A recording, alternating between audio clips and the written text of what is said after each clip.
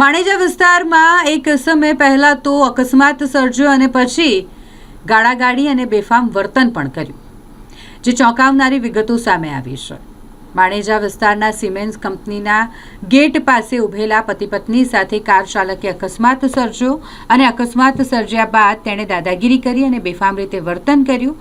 ગાડીમાંથી નીચે ઉતરી મારવાની કોશિશ પણ કરી, જેનો વિડીયો સામે આવ્યો છે. આ વિડીયોમાં દેખાઈ રહેલો ઇસમ માણેજા વિસ્તારના ડ્રીમ વાટિકા પાસે રહે છે તેવું આક્ષેપ કરનારનું કહેવું છે.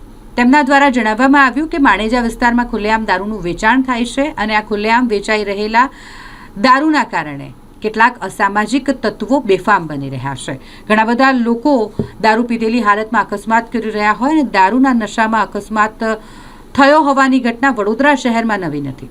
આ પ્રમાણે બેફામ રીતે દારૂ પીને ગાડી હંકારનારા લોકો અકસ્માત સર્જે છે, ત્યારે દારૂ વેચનારાઓ સામે અને દારૂનું સેવન કરનારાઓ સામે પણ કાર્યવાહી થાય તેવી માંગ જાગૃત નાગરિકો દ્વારા કરવામાં આવી છે.